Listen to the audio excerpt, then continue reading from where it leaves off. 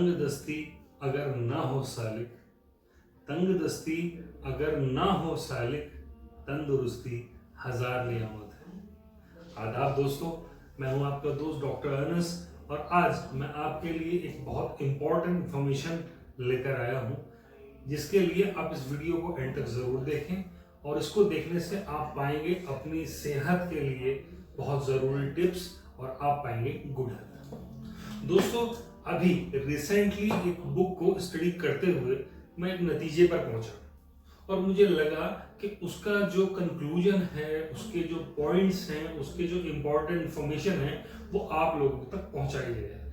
क्योंकि उसको पढ़ने के लिए जो मैंने अपना वक्त सर्व किया है, जो अपना टाइम स्पेंड किया है, वो मेरा एक्सपीरियंस, वो मेरी नॉलेज जो उस बुक के जरिए मैंने हासिल की है, वो आप लोगों तक पहुंच पाए, ताकि आप पाए गुड हेल्थ। हम में से हर कोई चाहता है कि अच्छी लंबी जिंदगी गुजारे और एक अच्छी सेहत के साथ गुजारे, जिसमें कि तंदुरुस्ती हो और दवाइयों की जरूरत ही ना पड़े। उसके लिए लोग बहुत सारी चीजें करते हैं, एफर्ट्स करते हैं, एक्सरसाइज करते हैं, जिमिंग करते हैं, सप्लीमेंट्स लेते हैं और न जाने क्या क्या करते हैं। कुछ चीजें ओवर प्रोटेक्टिव होकर भी करते हैं, कुछ चीजें हमारे लिए बेनिफिशियल भी होती हैं, कुछ चीजें हमारे लिए बेनिफिशियल नहीं भी होती। तो दोस्तों, नतीजा उस बुक का मैं आपको बताता हूं। एक बुक जिसको मैंने अभी रिसेंटली स्टडी किया, उसका नाम है इकिगाई। आप गूगल पर सर्च करके देखिए इकिगाई, और ये एक जापानीज बुक है और जापानीज बुक को ट्रांसलेट किया गया है मल्टीपल लैंग्वेजेस में। English is a common language और आप इसको स्टडी कर सकते हैं। इसमें बताया गया है कि हेल्दी लाइफस्टाइल कैसे किया जाए, जिससे कि दुनिया में एक मशहूर कंट्री है जिसका नाम है जापान, और जापान में भी एक शहर है जिसका नाम है ओकिनावा।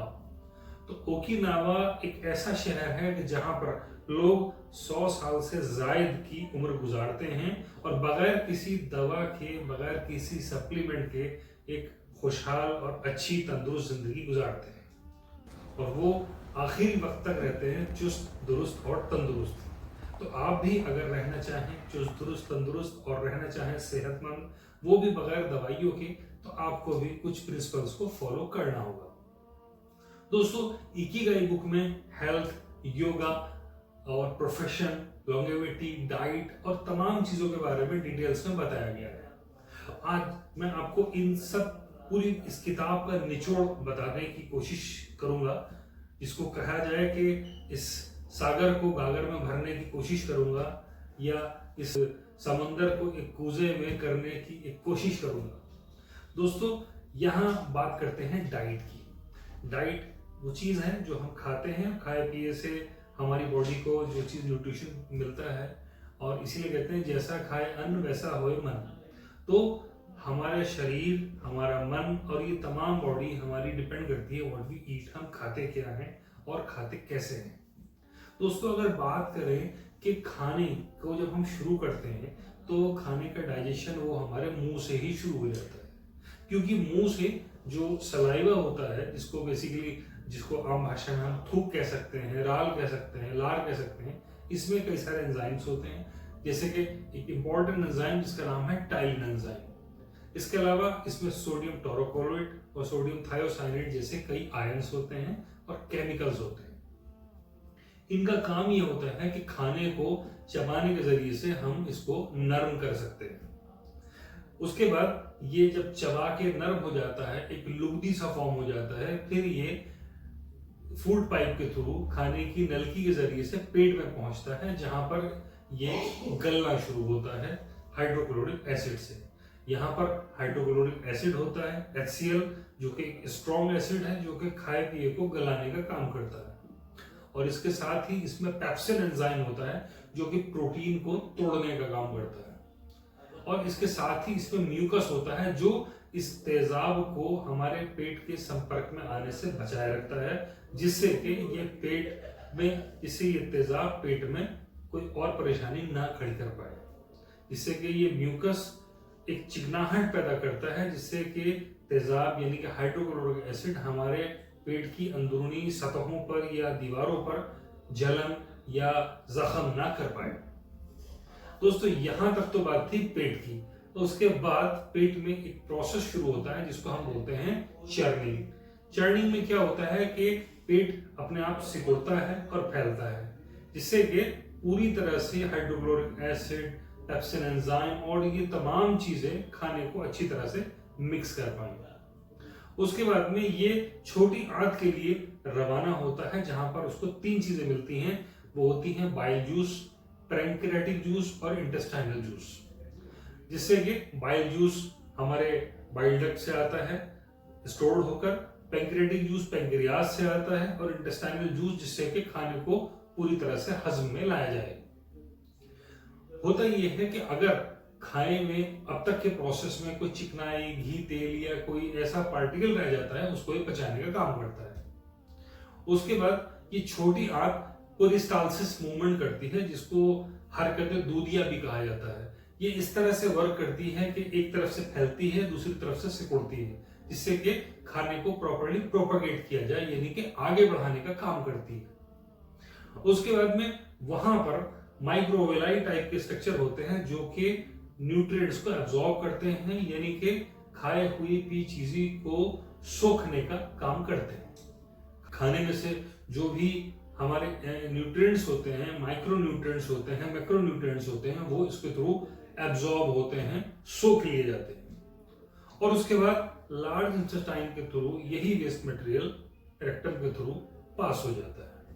तो ये तो बात थी खाने के ताल्लुक से, और ये मुझे लगता है कि आप इस चीज से बखूबी जानते हो। अब बात करते हैं कि 5 वो ऐसी क्या चीजें हैं जिससे हम चुस्त दुरुस्त तंदुरुस्त रह पाए, लंबी उम्र गुजार पाए और पाए गुड हेल्थ। फ्रेंड्स, सबसे पहले जब स्टार्ट करते हैं खाने का, तो जब हम चबाते हैं किसी चीज को, तो चबाने की वजह से उस चीज को निगलना बहुत आसान हो जाता है। तो जब भी आप खाना खाएं, whenever you just eat food, so make sure that you have chewed properly। आप इसने खाने को पूरी अच्छी तरीके से चबा लिया है कि नहीं चबा लिया है। एक कॉमन सेइंग के मुताबिक अगर आप देखें कि हमारे मुंह के अंदर 32 दांत होते हैं, तो दांतों का काम मोस्टली चबाना, काटना, कुरेदना है। तो आप एक अंदाजा ये बना लें, मेक श्योर कि आपके एक दांत को एक बार तो कम से कम मौका मिलना चाहिए। ये नहीं कि आपने रखा और उसको ग्रुप कर लिया या उसको निगल लिया। निगलने का जो प्रोसेस है वो दूसरे जानवरों में आता है, इंसानों में ये चीज नहीं होती। आप इसको पूरी तरह से चबा लेंगे तो आपके स्टोमक को उसको डाइजेस्ट करना आसान हो जाएगा। Second, the most important point is eat less food.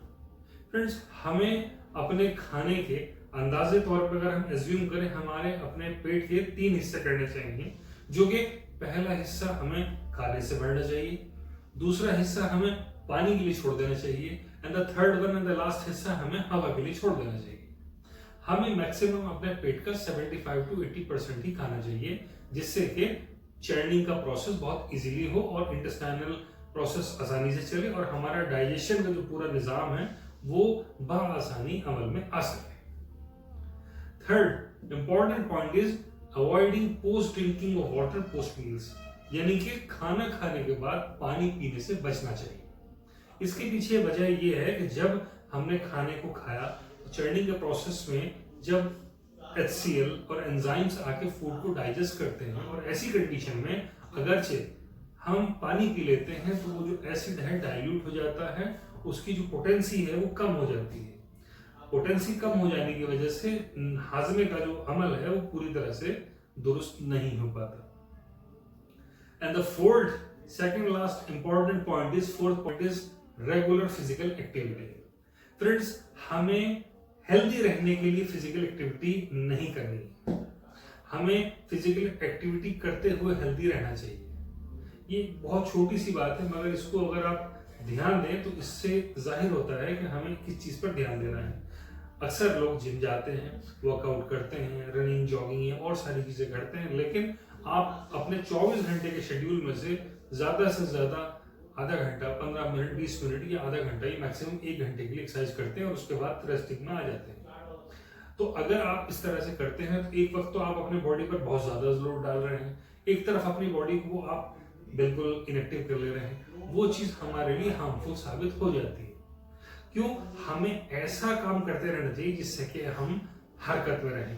मसलन हम खासतौर पर फोन पर बात कर रहे हैं तो हमें वॉक करके बात करनी चाहिए, या कोई भी ऐसा काम हो जिसमें हमारा फिजिकल एक्टिविटी इन्वॉल्व हो, वो काम हमें करना चाहिए, सो दैट हमारी एक्टिविटी भी चलती रहे और हमारा हेल्थ भी मेंटेन रहे। एक जगह सेडेंटरी लाइफ स्टाइल में हमें बैठने से कई सारी बीमारियां जन्म लेती हैं। And the last and the most important point is eat more and more fibre. Friends, अक्सर लोग जूस को प्रेफर करते हैं, और जूस घर पर निकालें या बाहर से लें तो जूस में जो उसका एक्सट्रैक्ट है वो तो आपको मिल जाता है, लेकिन फ्रूट्स का, वेजिटेबल्स का आप फाइबर मिस कर देते हैं। फाइबर एक ऐसी चीज है जो कि आंत में जाकर फंसकर पूरी तरह से क्लीन करने का काम करता है, मोशन को क्लियर करता है, बॉवल हैबिट्स को रेगुलेट करता है, और इसके अलावा आपका जो टॉक्सिन्स है उनको रिलीज करता है। और अगर हम फाइबर अच्छा लेंगे तो हमारे डाइजेशन में भी हेल्प करता है। फाइबर कई सारी चीजों में होता है, मोस्टली वेजिटेबल्स और फ्रूट्स फाइबर का भंडार होते हैं। लाइक कई बार लोग सेब का छिलका उतार कर खाते हैं जिसमें कि फाइबर रिच होता है। तो फ्रेंड्स, आज जो हमने बात की इन तमाम 5 पॉइंट्स पर, इनको फॉलो करके आप पा सकते हैं गुड हेल्थ। फ्रेंड्स, इस वीडियो को लाइक कीजिए, चैनल को सब्सक्राइब कीजिए, और इस वीडियो को अपने तमाम दोस्तों को, अजीजों अकारिब को, फैमिली पर्सन्स को, और उनको शेयर कीजिए जिनको आप सेहतमंद देखना चाहते हैं। वीडियो को अंत तक देखने के लिए बहुत बहुत शुक्रिया। Take care, good bye, see you soon.